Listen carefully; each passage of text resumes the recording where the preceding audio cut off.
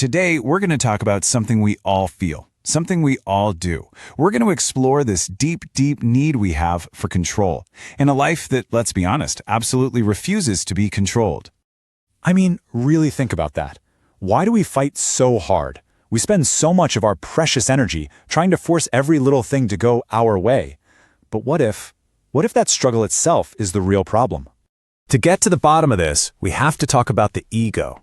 Now, let's be clear, the ego isn't some bad guy you need to destroy.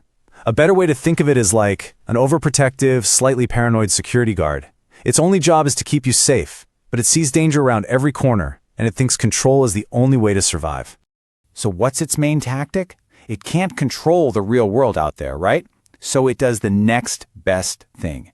It builds a scale model, a perfect little simulation of the world right inside your head. Because that world, the one made of your thoughts, it feels like it can control. And this quote, man, it just nails it. It's so much easier to retreat into our minds and argue with our mental version of events than to accept the messy, unpredictable reality of life itself. It gives us this little hit, this illusion of being in charge. So how does it build this little world? Well, it's got a toolkit. First up is separation. It draws a thick, bold line between you and everything else. This creates a sense of safety, but also isolation. Then it uses identification.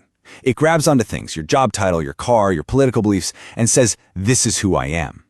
It gives you a solid identity, but it's a very limited one. And finally, the big one, control. That constant grinding effort to make life predictable. And what's the result of all this? It's just exhausting. It's stressful. It feels like you're in a constant argument with reality itself. And whenever you argue with reality, you're the one who loses, every single time. That argument is the source of so much of our suffering. So, if fighting life is the problem, is there an alternative? There has to be, right? And there is. It's about a complete shift in how we operate. It's about learning to move with the current of life instead of trying to swim against it. And you can really see the two paths laid out here. On the one hand, you've got that rigid control. It feels like a clenched fist. It's all about tension, forcing, resisting. It's trying to push a river. It's a fool's errand. But on the other side, you have this idea of a flow state. It's about ease, allowing things to be as they are. It's like dancing with life instead of wrestling with it. You know, the perfect metaphor for this is water. Water is one of the most powerful forces on Earth, but it never forces its way through. It yields. It flows around the obstacles. It's powerful because it's soft and adaptable. That's the whole idea. Now, a word that comes up here is surrender. And I know, that word can make people really uncomfortable. It sounds like giving up, like being weak, but that's not it at all. True surrender is an act of incredible strength. It's an active trust in the universe. It's about doing your part and then having the courage to let go of how it all turns out. So how do we even begin to cultivate that kind of trust? Well, think about it like this. You trust a surgeon to perform a complicated operation, even though it's a painful process, because you trust it leads to healing. Or think of a sculptor chipping away stone to reveal the masterpiece inside. You have to trust that what's being removed is what's not needed. It's that kind of radical faith.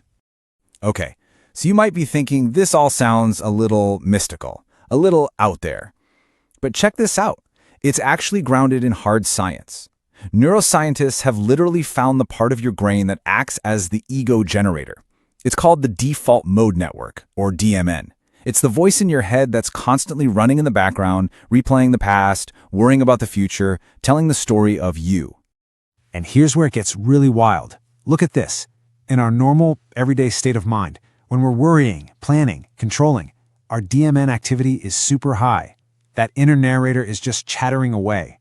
But during deep meditation, or when you're in one of those flow states, completely lost in an activity, the DMN goes quiet. And what does that feel like? It feels like your sense of self just dissolves. They even call it ego dissolution. Let that sink in for a second. When you truly let go of control, when you enter that state of flow, it's not just a nice idea. Your brain is physically shutting down the hardware that creates the anxious, chattering narrator. You are literally getting a break from your ego. Which brings us to one last idea, a beautiful metaphor to wrap all of this up. It perfectly captures the mistake we make, the massive difference between who we think we are and who we actually are. So picture the entire universe as this limitless, cosmic ocean.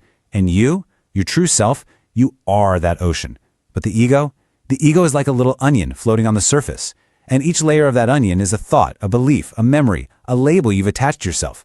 And the great illusion, the great trap, is believing that you are just the onion, this small, separate, fragile thing, totally forgetting that you are the entire vast ocean it's floating on. So at the end of the day, that's the question we're all left with. Who are you really? When you start to peel back all those layers of the ego, the need for control, the fear, the constant thinking, what's left? Are you the onion or are you the ocean?